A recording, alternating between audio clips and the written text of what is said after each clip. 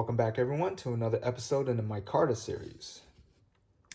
Today I have for you the Shirogorov F3. This is made in Russia. And it is runs on bearings and uses a flipper tab. Let's take a look at some measurements. Overall length, we're looking at about 8 5/8 of an inch. Cutting edge is nearly 4 inches. And the handle is coming in at about 4 5/8 of an inch.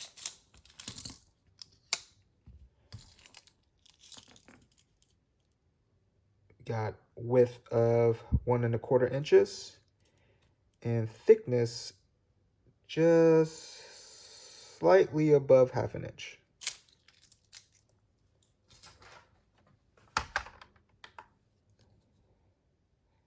See how much this weighs.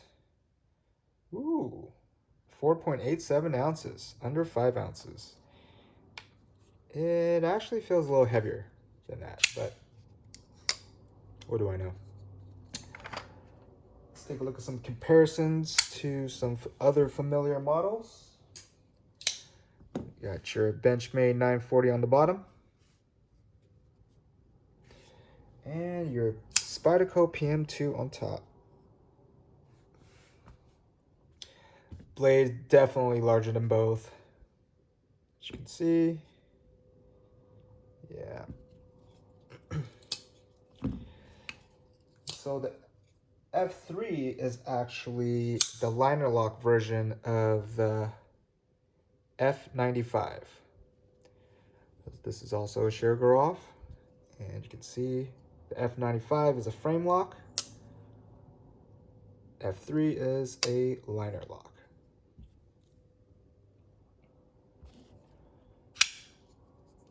Let's talk about that blade.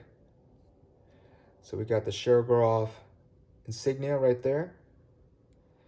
It's a beautiful stone wash on this blade. Drop point. This one is in S30V. Let's see if I can focus on that. There we go. Leave some room right here by the choil, so that way if you're sharpening it, you're not contacting the scales. Uses a flipper tab, as I mentioned earlier. It's got jimping on the flipper tab, so it does give you that extra traction. I don't believe I've ever failed deploying this knife. There's no jimping on the spine or anywhere on the blade. It's very sleek, simple. It's basically a full flat grind all the way down. There's no swedge.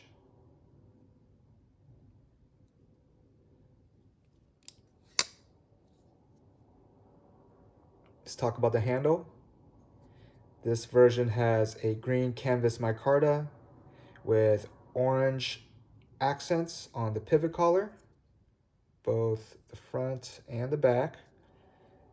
It uses a orange backspacer, which also acts like a lanyard hole. Well, there is a hole for a lanyard. So you just slip it in right between there, the scales and the spacer. It actually has titanium liners. There is a cutout right there, so ease of access.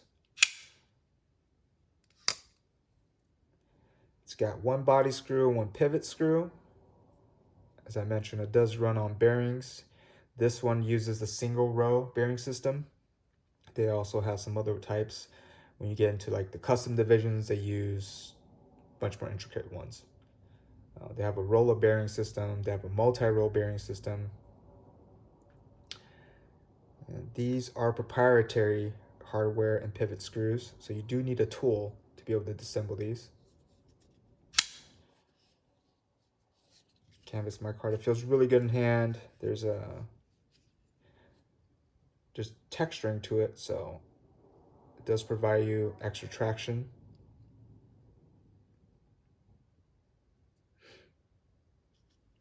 Let's talk about that pocket clip. Beautifully milled titanium pocket clip. And it's interesting because while the stiffness feels stiff, it's got great retention, but because the way they've designed the clip, the touch point is very minimal on your pocket. So let's take a shot of that in the pocket. There we go. And while it's not a deep carry pocket clip, it's not too much knife that really sticks out.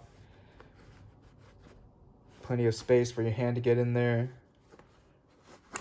And it's got strong retention, but I wouldn't say it's overly aggressive.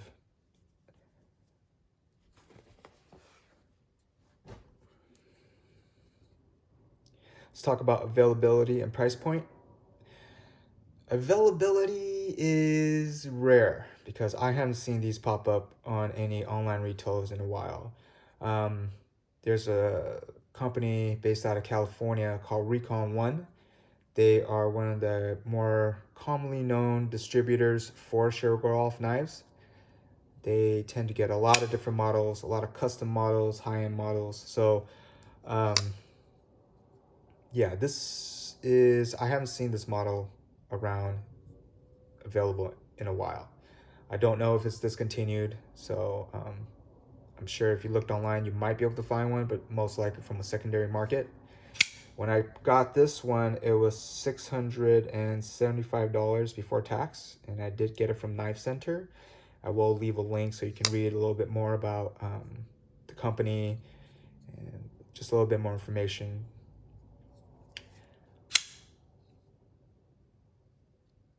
What are my final thoughts? I love this knife. Matter of fact, I love all my Shirogorovs. And to be honest, I only have one other model, which is the F95 that I showed earlier. When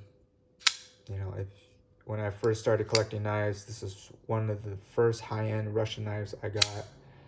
Well, that's not completely true, but it took me a while to get into Shirogorov knives because I resisted buying knives that required you to have a specific pivot tool or hardware tool to be able to disassemble the knife. I always felt that if you're going to provide something to your customers, you shouldn't make it difficult for them to maintain it. My sentiments have changed because ever since I picked up a Shirogorov, the feel in hand, there's absolutely no hot spots. Feels amazing in hand. It's a great slicer. Even though from the top you would think, oh, well, it's kind of thick, but it is a full flat grind all the way to the micro bevel or the edge. So it's a great slicer. I've sharpened this myself, used it on multiple tasks. I'm not a hard user though when it comes to my knives. It's the hardest use I'll use it on is breaking down boxes. And other than that, it's mainly food prep, but it always deploys reliably. Yeah, it's a larger knife, so you could definitely feel it in your pocket. I would say if you didn't like the size of this, they do have smaller ones. They have the Shirogorov Neon, which is a smaller model of, I believe, the F95. But there's a lot of different Shirogorov models, and they do a lot of collaboration with designers as well. R.J. Martin is one of them. Dmitry Sinkovich is another. Yeah, plenty of options to choose from. They are pricey though, so while this is not readily available from what I've researched online, $675 is a lot of money. So definitely, it's if you're already in that price point, this is a must-have in your collection. And I wouldn't say just in your collection to keep that as a piece for you to only admire, but it's a great user. It's very reliable. Yeah, I haven't taken these apart yet, so I can't really say comment on the ease of maintenance. I did go and pick up the tools for it though. So I actually picked mine up from Razor Edge Knives, which is reknives.com. But if you're looking for a tool, I'll also post a link for that as well.